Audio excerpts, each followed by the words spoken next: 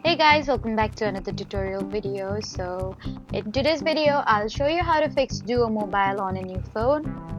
So if Duo Mobile isn't working after switching devices, then just follow along. First, you need to make sure you've installed the latest version of Duo Mobile.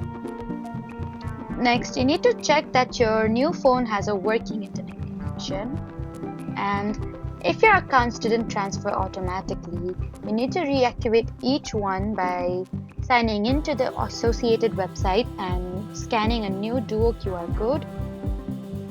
Also, you need to enable notifications for Duo Mobile so you can receive push approval requests. And the next thing you can do is restart your phone after completing the setup.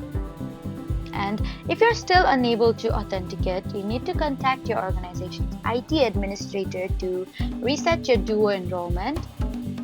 So that was how to fix Duo Mobile on a new phone.